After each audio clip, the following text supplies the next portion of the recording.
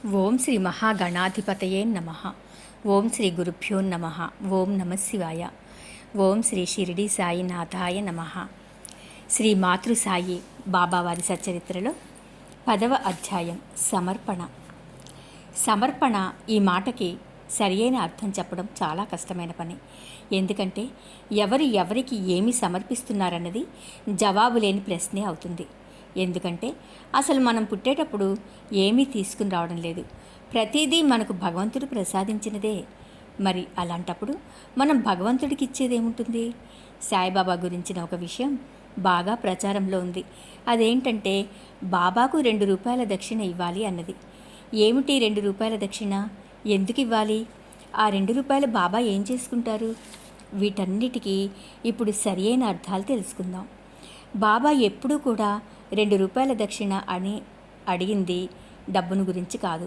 అవి శ్రద్ధ, సబూరి అనేవి అని చాలా స్పష్టంగా చెప్పారు. బాబాకు ఇహలోకంలో పొందవలసినవి కానీ పరలోకంలో సాధించవలసినవి కానీ ఏమీ లేవు. వారు లోక కళ్యాణం కోసం అవతరించిన మహానుభావులు.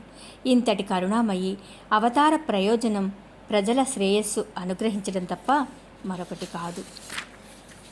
శ్రద్ధ, ధనధాన్యాలు, వస్త్రాలు బాబాకు అర్పించడం గురుదక్షిణ కాదు. బాబా ఆజ్ఞను పాటించి వారిని ప్రసన్నులను చేయడమే నిజమైన దక్షిణ. త్రికరణ శుద్ధిగా మనసును సాయికి అంకితం చేసి సాయి కృపను పొందగలిగిన వారిదే నిజమైన శ్రద్ధ. బాబా ఎప్పుడూ నా భక్తులను ధనం ఆకర్షించదు, వారు ద్రవ్యలోభంలో చిక్కుకుని పోకూడదని ఎప్పుడూ చెబుతుండేవారు. ఇక సబూరి, సాయి పాదములలో నిష్ఠా నియమము తప్పనిసరిగా అలవాటు చేసుకోవాలి. బాబా కూడా మొదట అనుభవాలతో ఈ నిష్ఠ దృఢంగా నాటుకునేలా చేసేవారు. ఆ మార్గం మొదట్లో సుఖంగా ఉన్నా క్రమక్రమంగా క్లిష్టమైపోతుంది. ముందుకు వెళ్ళలేక వెనక్కి రాలేక ఇబ్బంది పడాల్సి వచ్చినప్పుడు బాబాపై అనుమానం కలిగి నిష్ఠ సడలుతుంది. ఆ పరిస్థితులలో శ్రద్ధను మనసులో దృఢంగా నిలుపుకుని మన ప్రత్యక్ష పరీక్షకు గీటురాళ్లైన ఈ కష్టాలను సాయి నామస్మరణతో ఎదుర్కొంటూ ఉంటే సకల కష్టాలు తొలగిపోయి సుఖం చేకూరుతుంది. ఈ కష్టాలనే అంతరాయాలే మనకు సాయి పట్ల స్థిర నమ్మకం కలుగజేసే మార్గాలు. కాబట్టి కష్టాల వల్ల ఉన్న లాభాన్ని కూడా గుర్తించి నామస్మరణతో సాయికి దగ్గరవుతున్న కొద్దీ సకల కష్టాలు దూరమైపోతాయి. ధైర్యమే సహనం కాబట్టి ఎప్పుడు ధైర్యాన్ని దూరం చేసుకోకూడదు. ఎప్పుడు ఏ కఠిన సమస్య ఎదురైనా పాప తాప దైన్యాలను నివారించి తీరాన్ని తీర్చేది ఈ సబూరిని. ఆపదలను, కష్టాలను, భయభీతులను తరిమివేసి కీర్తి ప్రతిష్టలను కలిగిస్తుంది. ఈ సహనమే లేకపోతే గొప్ప పండితుడైనా గుణవంతుడైనా అతని జీవితం వ్యర్థం. శ్రద్ధ, సహనం ఈ రెండూ సమానంగా ఉండాలి. ఎందుకంటే సాయి ఎంతటి సమర్థుడైనా మొదట శిష్యుల ప్రబల నిష్టను, దృఢమైన శ్రద్ధను పరీక్షించి వారిని ఉద్ధరిస్తారు. ఏ కోరికలు లేని మాతృసాయికి మనం చేసేదేమీ ఉండదు. మన కోరికల పరంపరను తీర్చడమే వారి పని. మనం భక్తి ప్రేమలతో సమర్పించే వాటిని మన తృప్తి కోసం స్వీకరిస్తారు తప్ప వారికి అవసరమై కాదు. అయితే ఈ సేవలో మనం బద్ధకం, అలసత్వం వహించి కొంత తెలుసుకోగానే అంతా నేనేనని విర్రవీగినా అనవసరమైన చిక్కులలో పడవలసి వస్తుంది. త్రిభువనములలో వెదికినా సాయి సమర్థుని వంటి మహాదాత ఇంకొకరు ఉండరు. మన మనసుని తెలుసుకుని మనం కోరినవి మనకు మంచిని ప్రసాదించే కల్పవృక్షం కామధేనువుల కన్నా ఎక్కువైన మాతృసాయి చరణాలపై స్థిరభక్తి కలిగి ఉండడమే నిజమైన శ్రద్ధ, సబూరి. అంతేకాని ఓ 2 రూపాయలు లేక ఎంతో పెద్ద మొత్తమైనా సరే డబ్బు రూపంలో మనం దానిని చెల్లించి బాబా కోరినది మనం నెరవేర్చినట్లు భావిస్తున్నాం. కానీ నిజానికి మనం బాబా చెప్పిన దానిని ఆచరించకపోగా ఆయన బోధనలను పక్కదారి పట్టిస్తున్నాము. బాబాకు కావలసినది నిజాయితీతో కూడిన మన సత్ప్రవర్తన కానీ డబ్బు కాదు. ఇవి ఆచరించలేని మనం తేలికైన మార్గం డబ్బు ద్వారా దానిని తీర్చుకుంటున్నాము. కానీ నిజానికి బాబా కోరిన దానిని నెరవేర్చలేకపోతున్నాము. నిజంగా బాబా కోరిన దక్షిణ ఇవ్వడానికే మనం శాయశక్తిలా ప్రయత్నించాలి. మన శాస్త్రాలలో దేవుని దర్శనానికి, గురు దర్శనానికి వెళ్ళేటప్పుడు ఒట్టి చేతులతో వెళ్ళకూడదని, మన శక్తికి తగినట్లు ఏదో ఒకటి తీసుకువెళ్లాలని ఉంది. బాబాను కూడా భక్తులందరూ భగవంతునిగానో గురువుగానో భావించారు. కాబట్టి బాబా దర్శనానికి వెళ్ళినప్పుడు ఏదో ఒకటి తమ శక్తికి తగినట్లుగా తీసుకువెళ్ళడం మొదలైంది. అలా బాబా దర్శనానికి వచ్చిన వారి నుంచి బాబా వారి వారి మనసులను బట్టి వివిధ రకాల దక్షిణను వసూలు చేసేవారు. ఆ రకంగా భక్తులు భగవంతునికి తాము పడిన బాకీని చెల్లించడమే కాక బాబా ఆదేశాల మేరకు తమ ప్రవర్తనలో మార్పులు తెచ్చుకుని మంచి మార్గంలో నడవడానికి ఈ దక్షిణ అన్నది భక్తులకు ఎంతగానో ఉపయోగపడుతుంది. ఇప్పుడు అలాంటి కథలను కొన్నింటిని తెలుసుకుందాం. బాబా ఒకసారి ప్రొఫెసర్ జీజీ నార్కేను 15 రూపాయల దక్షిణ ఇవ్వమని అడగగా అతను తన దగ్గర ఒక్క పైసా కూడా లేకపోవడం వలన లేదని చెప్పాడు. అప్పుడు బాబా అతని దగ్గర డబ్బులు లేవని తనకు తెలుసునని, ఇక్కడ దక్షిణ అంటే నార్కే చదువుతున్న యోగ వాసిష్టము అనే గ్రంథంలోని విషయాలను జాగ్రత్తగా గ్రహించి ఆచరణలో పెట్టమని బాబా చెప్పారు. ఇంకొక సందర్భంలో తర్ఖడ్ భార్యను బాబా 6 రూపాయల దక్షిణ ఇవ్వమని అడిగారు. అప్పుడు ఆమె దగ్గర డబ్బులు లేకపోవడంతో ఆమె చాలా చిన్నపోయింది. అప్పుడు ఆమె పక్కనే ఉన్న ఆమె భర్త బాబా 6 రూపాయలు అని అడిగినది డబ్బును ఉద్దేశించినది కాదని, మనలో ఉండే 6 శత్రువులైన కామ, క్రోధ, లోభ, మద, మాత్సర్యములను పూర్తిగా బాబాకు అర్పించాలన్నదే బాబా ఉద్దేశ్యమని చెప్పాడు. అతను ఇచ్చిన ఈ వివరణతో బాబా సంపూర్ణంగా ఏకీభవించారు. ఇక గోవా పెద్ద మనుషులు. ఒకసారి గోవా నుంచి 2 పెద్ద మనుషులు బాబా దర్శనానికి వచ్చి బాబా పాదాలకు సాష్టాంగ నమస్కారం చేశారు. బాబా వారిలో ఒక అతనిని 15 రూపాయలు దక్షిణ అడుగగా అతను ఆ దక్షిణ చెల్లించాడు. ఇంకొక అతనిని బాబా ఏమీ అడగకపోయినా అతను 35 రూపాయలు బాబాకు సమర్పించాడు. అయితే అందరూ ఆశ్చర్యపోయేటట్లు బాబా అతని దక్షిణను తిరస్కరించారు. అప్పుడు అక్కడే ఉన్న శ్యామ బాబాతో ఇద్దరూ కలిసి వచ్చినప్పుడు ఒకరిని అడిగి మరీ దక్షిణ తీసుకున్న బాబా ఇంకొకరు అడగకపోయినా ఇచ్చినప్పుడు ఎందుకు తీసుకోలేదని బాబాను అడిగాడు. అప్పుడు బాబా అతనితో తాను ఎవ్వరి దగ్గర నుంచి ఏమీ తీసుకోనని, మసీదు మాయి బాకీని కోరుతుందని, బాకీ ఉన్నవాడు అది చెల్లించి ఆ రుణం నుంచి విముక్తులవుతారని చెప్పారు.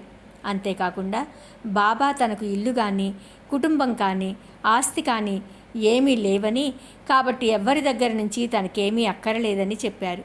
అంతేకాక భగవంతుని మొక్కును, బాకీని తప్పనిసరిగా తీర్చుకోవాలని, దానిని తప్పించుకునే మార్గమే లేదని, అందుకే తాను భక్తుల దగ్గర నుంచి వారి వారి బాకీలు వసూలు చేసి వాళ్లను రుణ విముక్తులను చేస్తానని చెప్పారు. తర్వాత బాబా ఈ 2 గోవా పెద్ద మనుష్యులు చరిత్ర మొత్తం తన విశిష్ట ధోరణిలో వాళ్లకు మాత్రమే అర్థమయ్యే విధంగా చెప్పి తర్వాత శ్యామతో వాళ్ళని శ్యామ ఇంటికి తీసుకుని వెళ్ళమని చెప్పారు. బాబా మాట్లాడిన ఒక్క మాట కూడా అర్థం కాని శ్యామ వాళ్లతో బాబా చెప్పినది వాళ్ళకి ఏమైనా అర్థమైందా అని కూడా అడగగా అప్పుడు వాళ్ళు కళ్ళనీళ్లతో బాబా సర్వాంతర్యామిత్వాన్ని, బాబా ప్రేమను ఈ విధంగా వివరించారు. అందులో బాబా 15 రూపాయలు దక్షిణ వసూలు చేసిన అతను తన గురించి ఇలా చెప్పడం మొదలుపెట్టాడు. పేదవాడైన అతను ఉద్యోగం కోసం గోవా వెళ్ళి ఉద్యోగ ప్రయత్నాలు మొదలుపెట్టాడు. అప్పుడు దత్తభక్తుడైన అతను తనకు ఉద్యోగం దొరికితే మొదటి నెల జీతం దత్తదేవుడికి సమర్పిస్తానని మొక్కుకున్నాడు. భగవంతుని దయ వల్ల అతనికి 15 రూపాయల జీతం దొరికింది. క్రమంగా అది పెరుగుతూ 15 రూపాయల నుంచి 30, 60, 100, 200కు పెరిగి చివరకు 700 రూపాయలు వరకు పెరిగింది. అతను క్రమంగా సకల ఐశ్వర్యాలను అనుభవించాడు. అయితే తన మొక్కు సంగతి పూర్తిగా మర్చిపోయాడు. మనం ఇంతకుముందు చోల్కర్ కథలో చదువుకున్నాం. ఎవరైనా కష్టంలో ఉన్నప్పుడు ఎంతో ఆతృతతో మొక్కులు మొక్కుతారు. ఆ కష్టం తీరిపోగానే చాలామంది ఆ మొక్కు సంగతే మర్చిపోతారని ఇప్పుడు ఇక్కడ అదే జరిగింది. అందుకే బాబా అతనిని షిరిడీకి రప్పించి అతను మొక్కుకున్న ఆ 15 రూపాయలు మాత్రమే వసూలు చేశారు. ప్రస్తుత జీతమైన 700 రూపాయలు అడగలేదు కదా. అంతేకాక అతను షిరిడీకి మొక్కు చెల్లించుకోవడానికి కూడా రాలేదు. కేవలం దర్శనానికి మాత్రమే వచ్చాడు. అసలు అతనికి ఈ మొక్కు సంగతి జ్ఞాపకం కూడా లేదు. బాబా కూడా ఈ విషయాన్ని ఏమీ చెప్పలేదు. అతని తప్పును ఎత్తి చూపించలేదు. కేవలం దక్షిణ మాత్రమే అడిగారు. శ్యామ బాబాను ఎందుకు ఇలా చేశారని అడిగినప్పుడు కూడా బాబా నేరుగా అతని తప్పును చెప్పకుండా ఎవరి గురించో మాట్లాడుతున్నట్లు చెప్పారు. ఆ రకంగా బాబా అతని మొక్కును తీర్చుకునేలా చేసి అతనిని ఆ రుణం నుంచి విముక్తుడిని చేశారు. ఒక్క మాట కూడా మాట్లాడకుండా బాబా అతను ఎంతో కాలంగా భగవంతునికి బాకీ పడిన దానిని వసూలు చేశారు. అంతేకాని ఆ డబ్బుతో వారికేం పని? భక్తుల మేలే మాతృసాయికి కావాలి కానీ డబ్బు కాదు. ఇక రెండవ అతను తన కథని ఈ రకంగా చెప్పడం ప్రారంభించాడు. అతని దగ్గర 35 సంవత్సరాలుగా ఎంతో నమ్మకంగా పనిచేస్తున్న బ్రాహ్మణ వంటవాడు దురదృష్టం కొద్దీ చెడు మార్గంలో పడ్డాడు. అతని మనస్సు మారిపోయింది. అతని యజమాని డబ్బు దాచుకున్న గదిలో నుంచి మొత్తం సొమ్ము అంటే 30,000 రూపాయలను దొంగిలించి పారిపోయాడు. బాబా ఇంతకుముందు సరిగ్గా ఆ మొత్తాన్నే చెప్పారు. అతను ఆ ధనము తిరిగి ఎలా దక్కించుకోవాలో తెలియక రాత్రింబవళ్ళు ఏడుస్తూ కూర్చున్నాడు. అంతేకాక అతను దానికై చేసిన ప్రయత్నాలన్నీ వ్యర్థమైపోయాయి. ఆ రకంగా 15 రోజులు గడిచాయి. ఒకరోజు అతను ఎంతో విచారంతో తన ఇంటి అరుగుపై కూర్చుని ఉండగా ఒక ఫకీరు గమనించి అక్కడికి వచ్చి కారణమడగ్గా ఇతను జరిగినదంతా చెప్పాడు. అప్పుడు ఆ ఫకీరు షిరిడీ సాయి బాబాకు నమస్కరించుకోమని, మనసులో వారి దర్శనం చేసుకునే వరకు తనకు ప్రియమైన ఆహారం వదిలిపెట్టి బాబా దర్శనం చేసుకునే వరకు ఆ ఆహారం తినను అని మొక్కుకోమని చెప్పారు. వెంటనే ఇతను బాబాకు మనస్సులో తన ధనం దొరికి బాబా దర్శనం చేసుకునే వరకు అన్నం తిననని మొక్కుకున్నాడు. ఆ తర్వాత 15 రోజులు గడిచాయి. ఆ బ్రాహ్మణ వంటవాడు తనంత తానుగా వచ్చి ఆ డబ్బును మొత్తం తిరిగి ఇచ్చేసి తాను పిచ్చి ఎక్కి అట్లా చేశానని కాళ్ళ మీద పడి క్షమాపణ కోరాడు. ఆ పెద్ద మనిషికి కనిపించి సహాయం చేసిన ఫకీర్ మళ్ళీ కనిపించలేదు. బాబానే ఆ ఫకీర్ రూపంలో వచ్చి తన కష్టాలను నెరవేర్చారనే నమ్మకం అతనికి ఏర్పడింది. అయితే కాలం గడుస్తున్న కొద్దీ డబ్బు తిరిగి వచ్చిన సంతోషంతో నెమ్మదిగా మొక్కు సంగతి మర్చిపోయాడు. అలా కొంతకాలం గడిచింది. అప్పుడు ఒక రాత్రి కలలో బాబా దర్శనమైంది. అప్పుడు షిరిడీ వెళ్ళాలనే సంగతి గుర్తుకు వచ్చింది.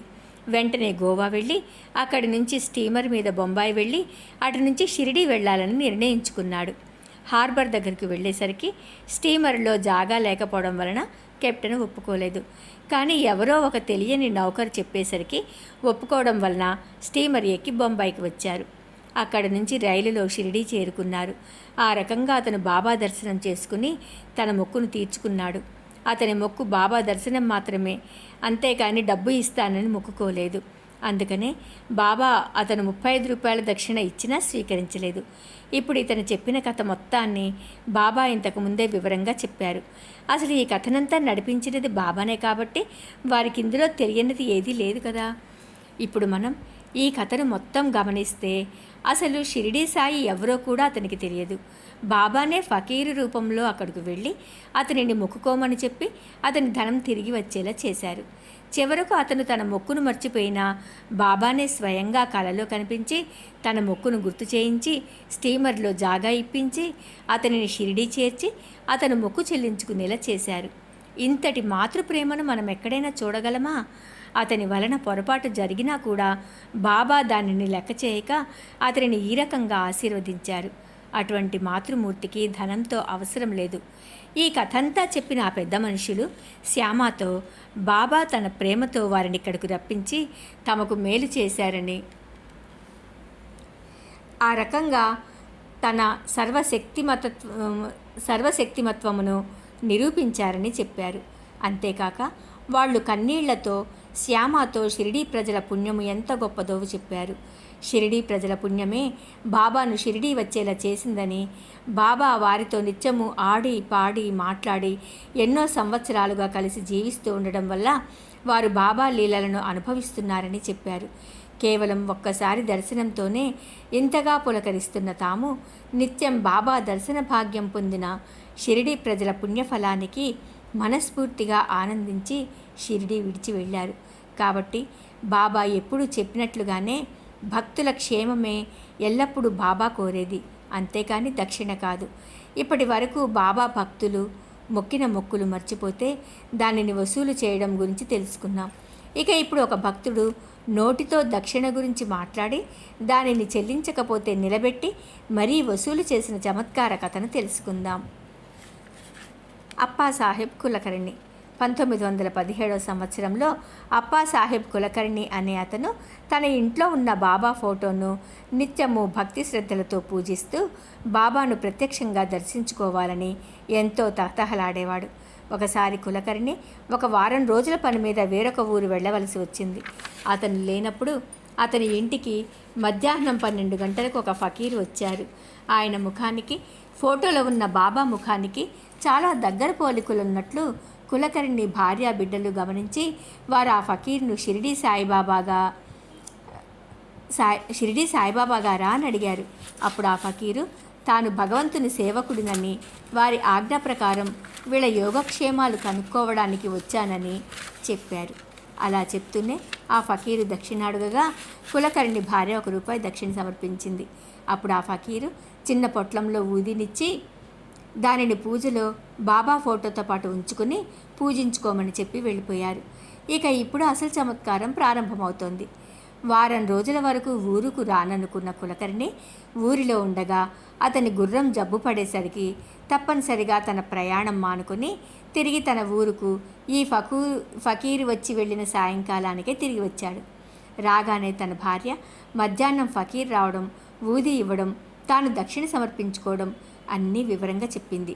అది వినగానే కులకర్ణి ఫకీరు దర్శనం తనకు లభించనందుకు ఎంతో బాధపడి, అంతటి మహానుభావుడు స్వయంగా వస్తే ₹1 మాత్రమేనా దక్షిణ సమర్పించుకోవడం, అదే తానైతే తప్పనిసరిగా ₹10 దక్షిణ సమర్పించుకునేవాడినని ఎంతో బాధపడ్డాడు.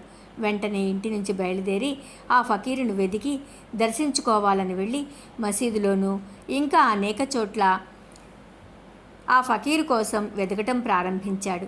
కానీ ఆ ఫకీరు జాడ కనిపించలేదు. ఎంతో దూరం ఊరు ప్రయాణం చేసి వచ్చి భోజనమైనా చేయక ఇంటికి రాగానే ఫకీరుని వెతుకుతూ బయలుదేరడం వలన అతనికి ఉత్త కడుపుతో భగవంతుని అన్వేషించకూడదన్న సత్యం గుర్తుకు వచ్చి ఇంటికి తిరిగి వచ్చి భోజనం చేసి తన స్నేహితుని కూడా వెంట తీసుకుని వెతకటానికి బయలుదేరాడు. వాళ్ళు అలా నడుస్తూ ఉండగా ఒక ఫకీరు వారి వైపే వస్తూ కనిపించారు. ఆయన ముఖాన్ని చూస్తే మధ్యాహ్నం 12 గంటలకు తన ఇంటికి వచ్చిన ఫకీరు పోలికలు ఉండటం గమనించిన కులకర్ణి ఎంతో సంతోషంతో వారికి నమస్కరించగా వెంటనే ఆ ఫకీరు చేయి చాచి దక్షిణ అడిగారు. వెంటనే కులకర్ణి తానైతే ₹10 ఇస్తానన్న విషయం మర్చిపోయి ₹1 దక్షిణ ఇచ్చాడు.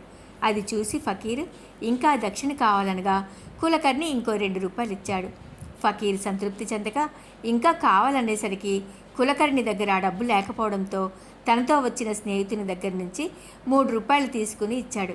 అప్పటికి కూడా ఫకీరు ఊరుకోకపోయేసరికి ఇక ఇద్దరి దగ్గర డబ్బులు లేకపోవడంతో వాళ్ళు ఫకీరును ఇంటికి రావాల్సిందిగా ప్రార్థించారు. అప్పుడు అందరూ కలిసి ఇంటికి వెళ్ళాక కులకర్ణికి ఇంకా ఫకీరు చమత్కారం అర్థం కాకపోవడం వలన ఇంకొక ₹3 సమర్పించాడు. ఫకీర్ ఊరుకోకుండా ఇంకా కావాలని అడిగేసరికి కులకర్ణి తన దగ్గర ₹10 నోటు ఉందని చెప్పాడు. అప్పుడు ఆ ఫకీరు ఆ నోటు తీసుకుని అప్పటి వరకు వసూలు చేసిన ₹9 తిరిగి అతనికి ఇచ్చేసి ఆ ₹10 తీసుకుని వెళ్ళిపోయారు. ఈ విధంగా ఫకీర్ రూపంలో వచ్చిన బాబా అతనికి 2 రకాలుగా మేలు చేశారు. మొదటిది, అతను ₹10 సమర్పించుకుంటాననగా ఆ దక్షిణ వసూలు చేశారు. ఇక రెండవ మేలేంటంటే ₹9 తన చేతి నుంచి కులకర్ణికి ఇచ్చేశారు. ఈ 9 సంఖ్య ఎంతో ముఖ్యమైనదని మనం ఇంతకుముందే తెలుసుకున్నాం. ఆ ధనము ద్వారా బాబా అతనికి నవవిధ భక్తులను బోధించారు. దీనిలో అర్థాన్ని గ్రహించిన కులకర్ణి ఎంతో భక్తితో బాబాను పూజిస్తూ గడిపాడు. కొంతకాలానికి అతనికి షిరిడీ వెళ్ళి బాబా దర్శనం చేసుకునే అదృష్టం కలిగింది. అప్పుడు బాబా వెంట్రుక ఒకటి అతనికి దొరికింది. ఇంటికి తిరిగి వచ్చాక అతను ఇంతకు ముందు ఫకీర్ ఇచ్చిన ఊదీ పొట్లం విప్పి చూడగా అందులో పూల రెక్కలు, అక్షింతలు కనిపించాయి. ఈ ఊదీ పొట్లమును, బాబా వెంట్రుకను అన్నీ కలిపి ఒక తాయెత్తులో పెట్టి తన చేతికి కట్టుకున్నాడు. అప్పటి నుంచి అతని స్థితి ఎంతగానో అభివృద్ధి చెందింది. ఎంతో తెలివైన వాడైనప్పటికీ అతనికి అప్పటి వరకు కేవలం ₹40 జీతం మాత్రమే వస్తుండేది. ఈ తాయెత్తు ప్రభావం వలన అతని పరిస్థితి పూర్తిగా మారిపోయి అంతులేని సంపద, అధికారం, పలుకుబడి అతనికి లభించాయి. ఈ లౌకికమైన కానుకలే కాక దైవభక్తి కూడా దినదినాభివృద్ధి పొంది అతను అన్ని రకాలుగా మేలు పొందాడు. ఈ రకంగా అతను తన భార్యతో తానైతే 10 రూపాయలు సమర్పించుకునేవాడినని అన్న చిన్న మాటతో అతని ఇంతటి మేలుని బాబా వలన పొందాడు. కాబట్టి మన మాతృసాయి తాను మేలు చేయాలనుకున్న వారికి ఏదో ఒక రూపంలో ఆ మేలు జరిగేలా చేస్తారు. సర్వం శ్రీ సాయినాథుని దివ్య చరణారవిందార్పణమస్తు. ఓం నమ శివాయ. ఓం శ్రీ షిరిడి సాయినాథాయ నమః. ఓం శ్రీ సాయినాథాయ నమః. హరిభావ్ కర్ణిక్ పై కథలో కులకర్ణి అనుకోగానే 10 రూపాయలు దక్షిణ వసూలు చేసిన బాబా లీలను తెలుసుకున్నాం. అటువంటిదే మరొక చిన్న కథ. హరిభావ్ కర్ణిక్ అనే అతను 1917వ సంవత్సరంలో గురు పౌర్ణమి నాడు షిరిడీకి వచ్చాడు. బాబాను దర్శించుకొని తగిన లాంఛనాలతో బాబాను పూజించి బాబాకు వస్త్రము దక్షిణ సమర్పించుకొని బాబా ఆశీర్వాదము పొంది బాబా దగ్గర సెలవు తీసుకుని ద్వారకామాయి మెట్లు దిగాడు. అప్పుడే అతని మనస్సులో బాబాకి ఇంకొక రూపాయి దక్షిణ ఇస్తే బాగుండును అన్న ఆలోచన కలిగింది. తిరిగి వెళ్ళడానికి బాబా అనుమతి లభించిన తర్వాత మళ్ళీ వెనక్కి వెళ్ళకూడదని ఎవరో చెప్పగా విని ఇంటికి బయలుదేరి వెళ్ళాడు. దారిలో నాసిక్ దగ్గర ఉన్న కాలారాముని మందిరం దర్శించుకుని వెనకకు తిరిగి వస్తుండగా అక్కడే ఉన్న నరసింగ మహారాజ్ అనే యోగి తన శిష్యులను వదిలిపెట్టి కర్ణిక్ దగ్గరకు వచ్చి అతని చేయి పట్టుకుని ఆపి, నా రూపాయి నాకు ఇవ్వన్నారు. కర్ణిక్ చాలా ఆశ్చర్యపోయాడు. అక్కడ షిరిడీలో బాబాకు ఇంకొక రూపాయి దక్షిణ సమర్పించుకోవాలనుకుని తిరిగి రావడం, ఇక్కడ ఆ యోగి రూపంలో బాబా దానిని అడగడంతో అతను ఎంతో సంతోషించి నరసింగ మహారాజుకు ఆ రూపాయిను ఎంతో ఆనందంతో సమర్పించుకున్నాడు. ఆ రకంగా పై కథలో ఫకీరు రూపంలో వచ్చి బాబా వసూలు చేస్తే, ఈ కథలో ఒక యోగి ద్వారా దానిని వసూలు చేయించి తన సర్వవ్యాపకత్వాన్ని, అందరిలోనూ తానున్న సత్యాన్ని భక్తులు గ్రహించేలా చేశారు. ఇక హరిశ్చంద్ర పితలే. ఇప్పటి వరకు భక్తులు బాబాకు దక్షిణ సమర్పించుకున్న కథలు వింటే, ఇప్పుడు ఈ కథలో బాబా భక్తునికి ధనమిచ్చి మేలు చేసిన సంగతి తెలుసుకుందాం. ఇంతకుముందు కథలలో మూర్ఛరోగంతో బాధపడుతున్న అబ్బాయిని షిరిడీకి తీసుకురాగా అతని జబ్బును బాబా నయం చేసిన కథను తెలుసుకున్నాము. ఆ అబ్బాయి జబ్బు బాబా దయ వలన పూర్తిగా నయమైన తర్వాత అతని తండ్రైన పితళే బాబాకు నమస్కరించి తన ఊరికి వెళ్ళడానికి అనుమతి కోరగా, అప్పుడే బాబా అతనికి 3 రూపాయలు ఇచ్చి, ఇంతకుముందు 2 రూపాయలు ఇచ్చానని ఇప్పుడు ఈ 3 రూపాయలు కూడా తీసుకుని వెళ్ళి పూజలో పెట్టుకుని ప్రతినిత్యం పూజిస్తూ ఉండమని, అలా చేయడం వలన ఎంతో మేలు పొందుతాడని చెప్పి ఊది ప్రసాదం ఈ 3 రూపాయలు ఇచ్చారు. ఇది విన్న పితళేకు ఏమీ అర్థం కాలేదు. ఎందుకంటే మొదటిసారి తామిప్పుడే బాబా దర్శనం చేసుకుంటే ఇంతకుముందే బాబా 2 రూపాయలు ఇచ్చారని ఎట్లా అంటున్నారో తెలియలేదు. ఈ సంగతి వివరాలు బాబాను అడిగే ధైర్యం లేక బాబా ఇచ్చిన 3 రూపాయలు తీసుకుని తమ ఇంటికి వెళ్ళిపోయారు. ఇంటికి వెళ్ళాక పితళే తన తల్లితో జరిగిందంతా చెప్పి బాబా ఇంతకుముందే 2 రూపాయలు ఇవ్వడం గురించి చెప్పగానే తల్లి అప్పుడు జరిగిన సంగతి కొడుకుకి ఇలా వివరించింది.